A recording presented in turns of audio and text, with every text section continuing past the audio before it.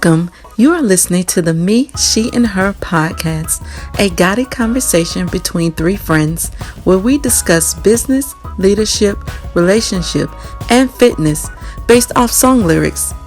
We use our experiences, testimonies, and throw in a few jokes to bring you an entertaining view of lyrics from popular songs, old and new.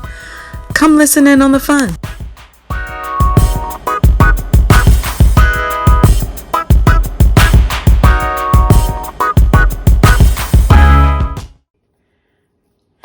Welcome to the Me, She, and Her podcast. I am Monique Abrams. I'm Summer Blackwell. Ashley Vance. And today's episode is Happy by Pharrell Williams. The key verse is, because I'm happy, clap along if you feel like a room without a roof. Mm-hmm. The question is, how important is mental health? What option would you pursue? Ladies, how important is your mental health? Absolutely important. Vital. Crucial. It is. As I've grown older, I've realized that mental health and taking care of and dealing with issues in your life, either with professional help, is vital. Because a lot of 90% of the problems we have in relationships, in work, personal situations, is all stemmed from something that happened to us at some point in time in our life, either as a child or as a teenager or even as an adult. And sometimes it's a combination of all those things. And if you're not conscious or self-aware enough to realize that, hey, I'm acting a certain way, or I have a certain attitude, or I'm treating this person a certain way, or something, all these things keep happening to me, or I keep attracting the same type of dude or same type of woman. And if you're not conscious of and do some self-digging and then actually saying, all right, well, why is it I'm attracted to this person, or why am I acting this way?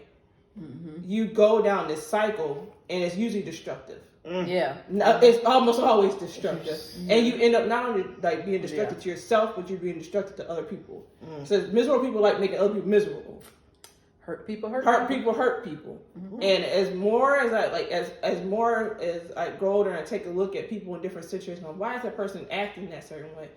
And I try to observe and realize they got something in their past that they never healed from. They're treating their baby's father a certain way because something happened to them, or they're still hurt from the relationship not going well, or whatever it is, and they didn't take the time to get themselves right and heal whatever problems or whatever things that they're that's causing as a source. Like, you have to get down to the source. Because, yes, you can move forward. And a lot of people are functioning, got some serious mental issues. Right. But how much better could we be if we all healed from trauma? Whatever you need to heal from. How much better would we treat each other if we all just took the time to heal and to mend and actually be self-aware? Like, how much better? The world would be a better place. It would be that utopia that we looking for the world to be. So it's definitely vital. But chaos sells. Chaos keep the economy growing. I think it's like you said. It's vital. It's literally one of the most important things to be aware of in your. I don't want it to be like it is day to day, but it's something you have to be consciously aware of. Is your mental health, the state of being, and it's like people say, check on your strong friends, check on the people, comment on, because for some reason we don't get no type of love, no type of whatever. Check in. But it's like when people, celebrities or people who have taken their own life, and people always say, well, they were so smiling, they were so happy, they were so this, they got all the money, stuff. Something was going on, and people closest around are confused and shocked about. They don't know why. There had to have been some signs, something that's going on. and just being aware of where you are mentally if something's going on. And we always talk about it on this show, on this podcast. We believe in Jesus and therapy. Yes. So when you say, what option would you pursue? I would definitely highly pursue therapy. Professional help. Help. Licensed Professional There's help. nothing wrong with it. There's no stigma. We have to work just as hard to remove the stigma that's attached to therapy, therapists, in that whole community. Because it's not in Black community. It is I mean, and that's the sad part, that in the Black community, there's always this thing like, a lot of them don't even want to go to the regular doctor, right? So that's one issue. And I can see why there was some systemic stuff. Yeah, historically, I get that. Yeah. But at the same time, we need to move past it. We got have black doctors now. Right. The therapist I went to, she's Black. Yeah. Right. Yep. You find somebody, you can find somebody that can relate to you or that can help you. You just have to put in the work. But it's up to you to make that decision. Nobody can make you go do anything. No. But it's being, like I said, it's going back to being self-aware and being conscious that there's something that I might want to dig a little deeper to take care of.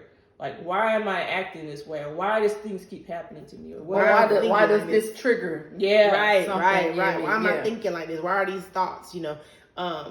And realizing that you're not okay, but there's nothing wrong with you. You just need to work through those thoughts, those things, whatever is causing you to have those thoughts, and working through it. That's part of evolving as a human, of growing, changing, and working on yourself. Someone told me that they're gonna be constantly working on themselves, and I think that that was refreshing to hear. It's like cool, because we should always be working on ourselves. I don't think you ever arrive to this pinnacle, because as you get older, experiences, things change that, and you're always constantly wanting to be a better version of yourself. And mental health it intersects with that. Right. Yeah. Having good mental health, having clear boundaries, knowing who you are, and what you want. I mean, mental health is just everything. Go ahead. I think so. Mental health ties into your physical health. Yeah. So how you are dealing mentally translates into your body physically. So a lot of cancers and other things can be started because of how your mind is operating and what you are believing. What are you telling yourself? Because you always hear mind over matter. Right. Well, your mind controls how your body operates. So it tells your heart to keep beating. Right. That's why when somebody's brain dead, most of the organs start to shut down. Because your mind is telling you, your blood need to go here, this need to go there, and those all things that triggering. So your mental health kind of dictates your physical health, because that's how some people can be sick and recover quickly, and some people be sick and can't because the mental. Yep. They push past right. They push past it mentally, or they're eager to live mentally. So their body responds to that mental, right? So your mental health navigates your physical health. Yeah. Now, what I think people don't do is people don't put enough emphasis on checking on themselves. No. So it's a day-to-day thing, because you hear people say, "Oh, I got up on the wrong side of bed." No, there's something deeper, because it don't matter what side of bed I sleep in. I'm going to get up right. Right. But if I'm not, then I got to check that. Right. And most of the times, I can check that in how I treat my son. So if I get up in the morning and I'm irritated, I'm fussing about this, well, why I get up like this? Right. What happened? What happened between me falling asleep at night and getting up this morning? He didn't do it. He wasn't even there. He was in his room. Right. So I have to analyze that and be woman enough and motherly enough to go and apologize to my child if I mistreated him in any way. Because I didn't mean it. Right. But I'm also recognize that he didn't deserve it. Right. whether I'm his mama or not. Exactly. Right. So you have to check on yourself every day, and sometimes moment by moment, because how I am, because I got a little road rage. A little, it's an understatement. I got a little. Okay? Understatement. Got a little. I got a little road rage. So, in my road rage, part of that triggers my, wait a minute. Mm-hmm. What I think to do, Mm-hmm. I don't do. Mm-hmm. Praise the Lord. Hallelujah. Because I want to chase you down, but I don't. I want to ram your car like we bumper cars, but I don't. Please walk across the street. Please walk I across don't. the street, and please back up and keep going. So mentally, I have to check, because even after that, why were I enraged by that? Right. What triggered that? Right. Is because I'm late and this person driving slow. In your way. Well, they may be early. I'm late. That's my fault. Right.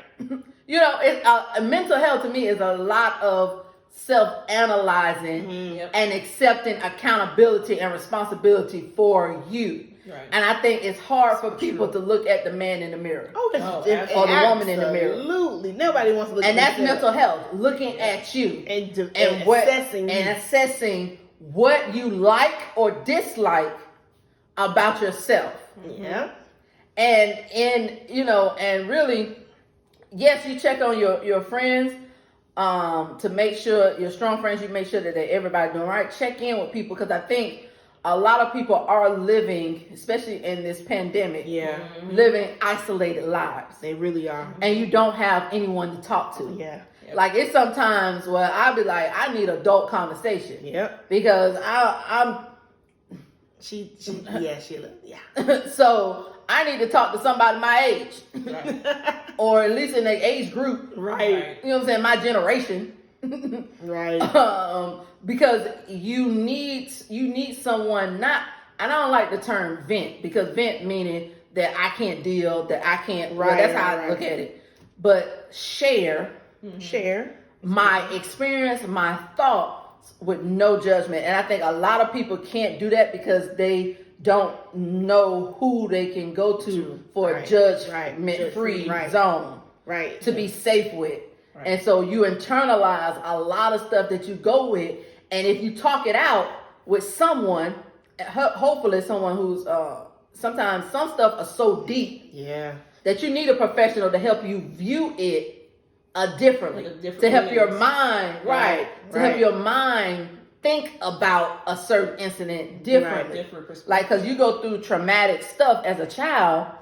Well, now you need to understand, well, that was not your fault. And this is why. You got to look at it like this. Right. Like, yes, you were molested, or yes, you this happened to you, or you saw your parents do this, and that. Well, that wasn't a direct reflection of your value. Right. So you have to look at, you didn't cause this, so you have to look at different. So I think a lot of it is a self-reflection. And sometimes I listen to a podcast that you need to rate yourself. Like when you go to the doctor's office, they have this chart of pain. Right. I think there's a chart of mental health. Now I'm not sure, but I think there's a chart of mental health, and so you have to rate yourself 1 to 10. 1 being the bottom and 10 being your best. And where you fall at, normally you should be around what? I would say a 7 or a 10. Yeah. That means you're not perfect, but you're on a high. You know what I'm saying? But if you around that 3 to 5 to 6, you know what I'm saying, then that's some stuff you got to work through per se. Right. But I would say I get up in the morning. I'm like, okay, one, I choose how I'm gonna think. How I choose how I'm gonna approach the day. But then also in my mental health, I choose to make it our priority. So I do the things that I know bring me joy. That I do the things that calm me. I do the things that I can sit and with myself and God, whether it be meditation, prayer, whatever, and just focus on developing the right attitude about the situation. That's so vital. And a lot of it has to do with well, for me, it was forgiveness. Mm-hmm. You know, I would say I was in a bad mental state for from my son born probably till he was about 3 or 4, because of the relationship, the ending of the relationship that I thought was going to lead somewhere else. I had to mentally prepare, mentally get over that. It was a grieving process. It was and realize that, okay, this is my life now. I'm a single parent. Right. So let me figure out how they operate, but then also not be mad at that person or that they didn't live up to my expectation of them. Right. But see, the one thing, and I do commend you for this, because even though you felt some type of way about that person, at no point in time did you try to sever his relationship with his son. Mm-mm. At no point in time did you try to hinder that. And that's the other thing that what a lot of women will do, is it goes bad with the dad. Oh, I'm gonna try to, I ain't got time. And they cause all kind of conflict or whatever, because they're hurt that things didn't work out. Yeah. And now they're hindering, they're basically messing up their own children. Mentally. They're messing them up mentally. And because of something that they felt they're not dealing with. Yeah. So like, I say this all the time, like, she was a perfect baby mama in the sense that, yes, even though she felt pain or whatever she was dealing with, then yes, it took a long time to forgive. Yeah. At no point in time, you still realize it was still important for you to think about your child, and that he still has a right to see his father. I still have rights, obviously. Little plug for the book, childrenrights.com.org. But he still had a right to see his father, right? And you didn't want to be a hindrance in that relationship with his own dad, right? So I definitely, like I said, even though it took you a process to get over all that, like, you could have dealt with it differently, right? And a lot of people deal with those things differently because the mental state what I was in, I was not, and I did not allow that to make my heart selfish and cold. Yeah. Because I'm dealing with all this mentally and emotionally. Well, I'm not going to allow that to affect my heart.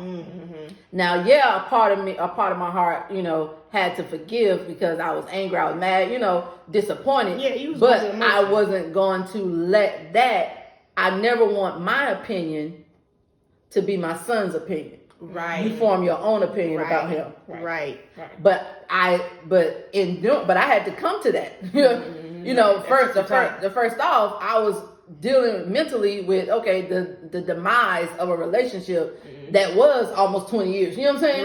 Right. It was friendship, college friends, then after college friends. You know what I'm saying? So dealing with that, and then now I have a child on top of that. Right.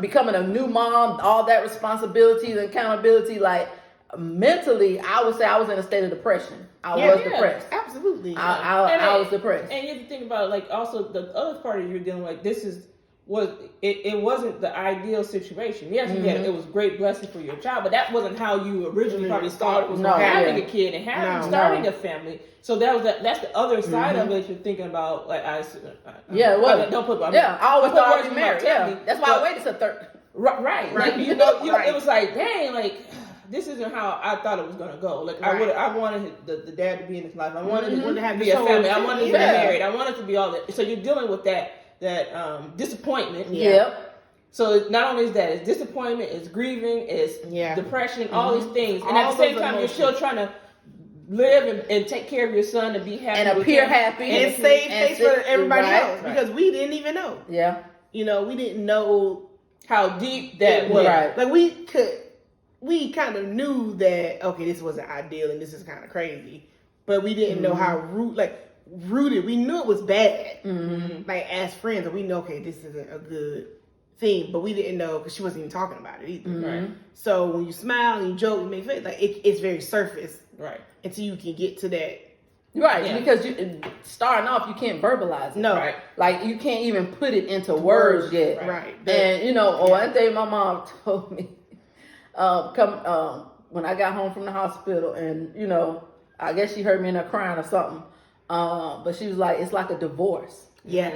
She's like, this is a divorce. She was like, even though it wasn't a marriage, the friendship. And she was like, people think a divorce is a marriage. A divorce is just separation of something that you've grown to know, love, and intertwine yourself with. She was like, so now you are separating from that, and it's going to hurt. Yeah. And it's going to take time. And she was like, give yourself time. Right. That was the best advice. Right. Because it's gonna hurt, but you can make it through. I know you can make it through. Well, even and like I said, it did take time. And at that point in time, you wasn't trying to talk to nobody like that. We'd be like, "Oh, you want to?" No, she was like, "No." She didn't care. It's a point where she was like, "I don't want to add that factor in my life." Partially, probably because you knew you hadn't figured out and went through or got through all the feelings that you were feeling about the situation. Right. So that's the other thing. Some people I wasn't open for love. No, and some people they'll do in that situation. It will just jump to run the next person. Definitely. And then you taint that. And then you take all that hurt and you're trying to make them or trying to make it be like something you did. And you scar them. And you scar them. That's one thing. I don't remember exactly who it was, but they're always saying that you have to fix you so that there's two whole people coming together. Like, so if you're not if somebody else is whole, that's what he was saying, that God may not put the person in your life because you ain't did the work to be worthy of that person. Right. It's like an apple. It's two halves of an apple. It's not, when you cut an apple in half, it's two halves, but it's whole. And it comes together and makes the apple. Yeah, but you don't want one rotten half coming to the other half. It's going to rotten the whole apple. And that's why it's two whole pieces. Right, because they worked on themselves, they healed, they fixed whatever it is. And side note, back to you weren't open for love. You weren't open for love, but then it was a divorce. But then that person was still walking around. Right. So that you grieving it, but they still there, and then they're parading their new relationship. Right. Around all the time. Right. And almost not taking the responsibility of a child. Right. Right. And almost acting like it didn't exist. Right. Right. And that nobody knew the full extent of the story. So now part of you probably was like, they don't know everything, and people are making judgments or decisions about what was happening, right? And they don't even know the whole story because that's the other thing that probably made your feelings feel invalidated. Well, and also it was the only representation of the relationship was the child now. Right. Yes. So it almost was like if it wasn't for the child, it would just been in her head. Right. And that drives you crazy. Yeah. Because it's like you want to acknowledge. Right. Right. That it was not. But because of this child, you have to acknowledge. Right. You try not to. Right. But you have to acknowledge that something happened. Right. Now whether Plus I still have receipts. We're gonna always have receipts. I got text messages. We got text messages, receipts. Yeah. There's and basically I still have those to show my son because I never want the story to be told to him any differently than what actually happened. Right. So here's your documentation. Here's a folder. Here's a Dropbox link about how they went down. Right. Well, that's the same thing with Greg and his son. The mom's she's a little special. That's putting it nicely. But there's things that happen or things that have transpired over time, and he basically has volumes of documentation. So if something goes down later on, and his son asks them questions, here's all the documentation. You read it for yourself, and you make a judgment about what situation. Right. And that's going to show that yes, at every point in time, I did my best effort to be in your life, to be present, or try to get access to you, and to make sure you have your rights to see me. Like I did everything I could. Right. And see, those external factors, those external experience affects your mental. Yes. A lot of mental stuff is not just internal. A lot of it is external factors playing on your mental. Playing on how you think of something, playing on how you look at something, how you view something, because you're like, dang, I know I ain't crazy. Right. This should line up like this and that. But when you have somebody in your ear telling you, no, you are crazy. No, you are. Because this is supposed to do like this, you're like, well, and then you start repeating to yourself, because self-talk. Yep. A lot of what we deal with mentally is self-talk. And it's bad talk, right? Because we're not encouraging ourselves in anything. We're putting our own self down. So there's a book called "What to Say When You Talk to Yourself," Yep. Go get it. It's a good book. That's a good book because we're self-taught, telling ourselves. So when someone external is yabbing this in your mouth, instead of rejecting that, you're saying, "Oh, maybe they right." And now you're playing their conversation back in your head, telling yourself, "Yes, this is right," because look at how I do this, look at how I do that. That's why I always correct my child when he say I'm clumsy. No, you're not. Nope. You're just not paying attention, because not paying attention you can fix. Right. Clumsiness is something you can't fix. Nope. Right. Right. So no, you're not clumsy. No, I always say he know in a minute. I rebuke that. Nope. Right. No, you're not. No, you're not. You're just not paying attention. So pay attention next time. Right. Because you can affect your action. Yep. So no, you're not clumsy. Right. You just need to pay attention. And I heard him the other day telling something. He was out playing with some of the kids in the complex, and he was like, "My mom always says you need to pay attention. You're not paying attention. So this doesn't happen because you're not paying attention." I'm like, doggone it, he listening. There you go. Ada. Praise God. Right. Ada. I'm like, yes, Yeah, Ada. he gets it. Yes. He's like, my mom always says that. He was saying the proud. My mom always says that. You just have to pay attention. And if you're not clumsy, you just need to pay attention. So he was encouraging some other little kid because they had That's failed right. No. at something. So he was like, no, you're not clumsy. You just got to pay attention. My mom always says that. I love it. So it's just a lot of it is what we tell ourselves. Yeah. A lot of The mental story health, we the tell story, ourselves. The and the story story we tell repeats. So ourselves, the right. struggles or the situations we went through as a youth or in our young adult or college or whatever, we repeat that in our mind, and it affects our mental state. Because we're repeating this story. So you need professional help to help you stop repeating that story or to tell it to yourself differently. Right. Instead of you being the victim, you just encountering something bad, but you can overcome it. Right. So you have to change how you tell yourself stuff, because the number one person you interact with your most is yourself. Yep. The number one person you talk to the most is yourself. Right. You know what I'm saying? So you just have to tell yourself different stories mentally to help you be in a more positive mindset and mind frame. And it ain't roses every day. No. I mean, you go through your highs and lows, but there should be more highs Right. than there are lows. Right. Right. And then let's go back to something you were talking about earlier about the physical and the mental. Like a couple months ago, like I was waking up with anxiety, like to the point where I was physically shaking.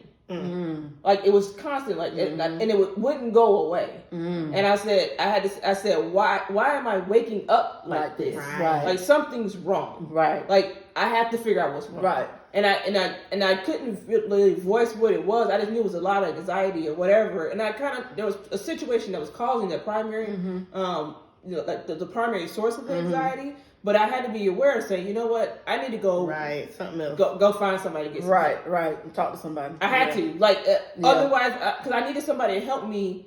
And what the therapist did, she helped me find coping skills to deal with the anxiety or think about situations different or find some way to, all right, when you're facing this situation, maybe you need to take a 5-minute break and go meditate. Or maybe you need to take a step back and go, or when you start to feel a lot of anxiety, go do something that brings you joy or brings you happiness. I might have to go watch a little British movie or a movie or whatever. Right. Like, cause that's what I love watching, and it takes me, out of my head. Right. Because a lot of the stuff is me constantly replaying. That's the other thing I have problems with, is constantly replaying over a situation or thinking about a situation over and over and over. Well, what if this happened? And what if that happened? And why did this happen? And she keeps saying this, or they keep saying that. And like, it's just like playing a tape.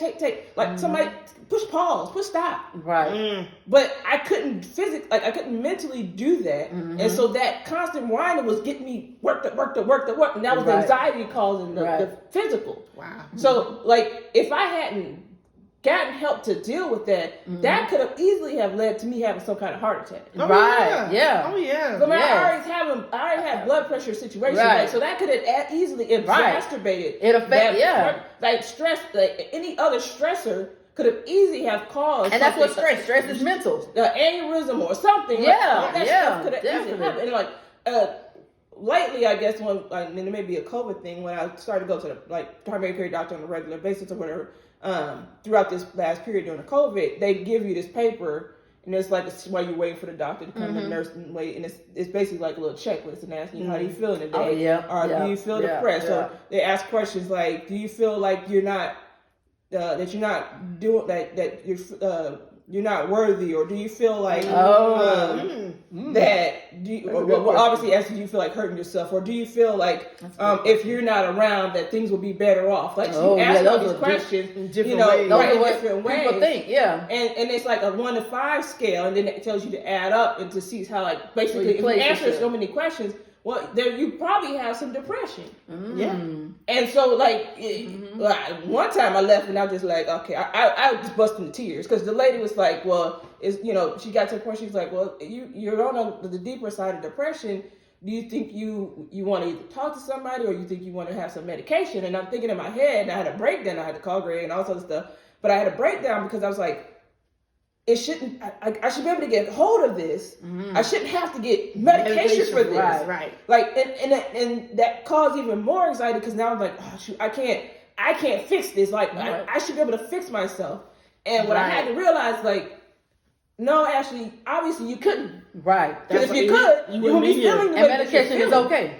And I might need to get on medication. Right. So what I talked to the person I trusted that I was able to be vulnerable with, which is another like episode going back to that. Yeah. And then I ended up talking to the therapist. We ended up talking through, and we talked through some steps and said, all right, well, if it gets to this point, then yes, you might want to consider it. So like it didn't end up getting to that point because some things end up residing after developing some other coping skills. But that's the other thing, you feel like, dang, you feel ashamed. Yeah. And it goes back to like going to the thing with Harry and Meghan, like, she felt guilty about wanting to take her own life, and she didn't want to share at first because it's like a lot of pressure and all that, and it's a stigma to people to look at, oh, you have mental health issues, but really it shouldn't be. It shouldn't be. Everybody got them. Everybody got them. Everybody got them. Like, everybody. What are we doing here? Everybody. There's just some people are more self-aware and actually going to get help for it and mature and say that I need help. Right. And other people just pass it off and don't think they got any problems. Don't address it or say nothing, don't do nothing. Right. No, everybody needs help. Everybody. What'd you say? Everybody needs a therapist and prayer? Yes. Everybody needs it. Like, it's very Jesus important. Therapy. Yes. Jesus and therapy. That's what you said. Yeah. But I'm like, and going to the title of being happy, like, there are situations where you could be happy, but overall you want to feel like, yes, I want to be joyful and have a joyful life, but sometimes you have to get through those mental barriers and get through some of that. You're not always going to be in this great happy mood, right? And sometimes you got to figure out how to get out the cloud of depression, and you can't do that by yourself. You might ask a friend. Like my friend, she always said, "Oh, you're my therapist," and I say yes to a certain degree, but at some point in time, you need to go get actual help. Yeah.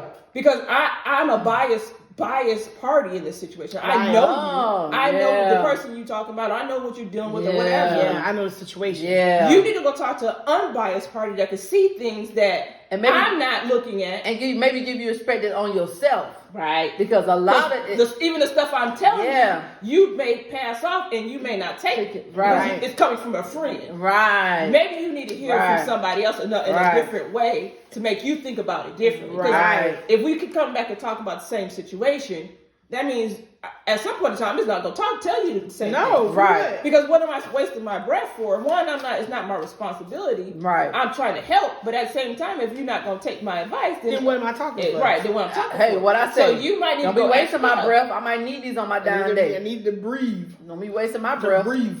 So, like, yes, it's great to have friends to turn to, but like I said, at the end of the day, we keep going back.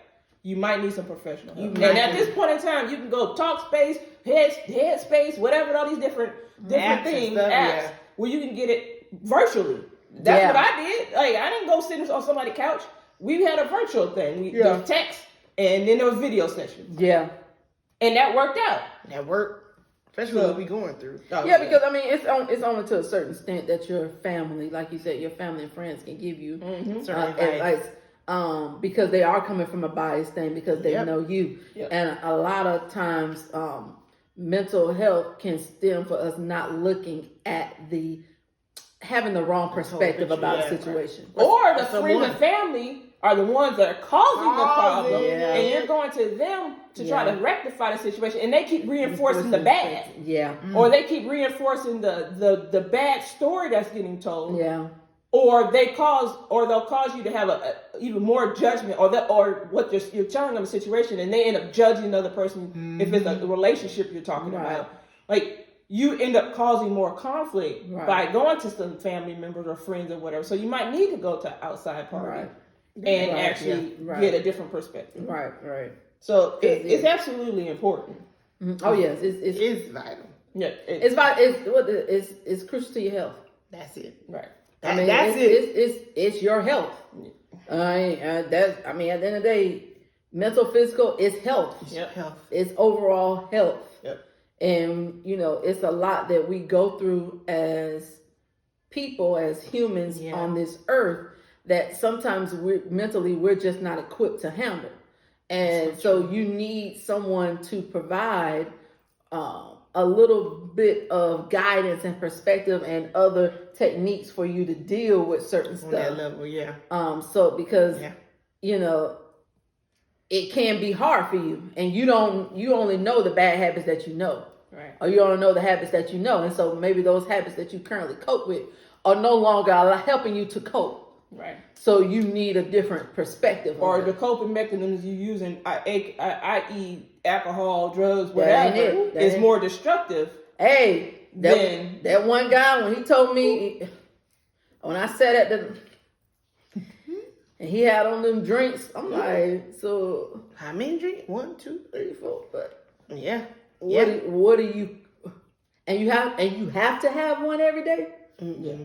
Yeah. I do a glass of wine, yes. But when you have to have Hennessy or whiskey or something like that every day, multiple glasses, then we, every day, though. every day. Yeah, it's the everyday for me. Like, It might be something you trying to right. You're trying to drown when you're by yourself. Right. When you're by yourself, when you're down, like you have to have, and even when you're in the midst of company, because some people can be around people and still feel isolated. Yeah. Still feel alone. Even though they're in a true. crowd of people, even though people are engaging with them, having conversations, they still feel alone. And so you need help with that. Right. And it's okay. Right. It is okay. It's okay to go get help. Okay. It is okay. So the lesson here is, if you don't hear nothing else, please get help. If you please just go. If you have any. And yes, it costs money. Yes, it is. But there's actually people out there who will help with costs. And I wish I remember the name of the website. But there's a organization that helps, that's geared towards helping people of color get access to mental health professionals out there. And I wish I knew the name of it. We'll put the name in the comments. Yeah, we'll put it in the comments. But there are short resources out there for people to get help. If you feel like you like suicidal, please call the suicidal hotline. Please, reach out to somebody. Please. Like, especially our young people, because our young people have a hard time coping with certain things. And I especially with social media stuff. Right. I work at a university with a lot of young adults, and the pressures. It's hard for them to handle some of the pressures of life. Yeah. And it's mostly because they haven't been equipped to handle it. Right. So they need that training. So reach out. Please reach out, and get the help that you need. And even if you can't,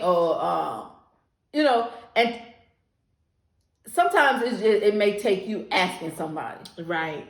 For them you may be the key to saving a life. You may be the key, because, I've heard, I was just talking to one of my students, and he was like, his friend committed suicide. He's like, but when he went back on his post, he saw where he was saying, man, I don't like it here. Where he was just saying little stuff like, man, on his Snapchat and all that, he's just like, I don't like it here. Or, man, it's getting hard to deal. He was like, oh, those were signs that he was asking for help. Yeah. He was verbalizing it. Not that he was saying, hey, somebody help me, But those are usually trigger words that they use to kind of, hey, I'm struggling. Something's going on. Something's going on when people use certain words like that. He was like, I wish one of us would have said something or reached out. Maybe we could have saved him. So, pay attention to what people are saying, what people are not saying. Right. What people are doing, what people are not doing. All of it is a pattern or an example of behavior. Something. Anything. So we are big advocates of professional help, of getting healthy mentally and physically. Yes. We're still working on the physical part. We're working. Don't judge us. We're walking. But we are just big advocates on health. Yeah. Because when you are healthy, you can do more for your family and your community. Right. If you're sick, you can't help nobody. Nope. Right. So we thank you for tuning in Yes. to the Meet She and Her podcast, and we will chat with you all later. Bye.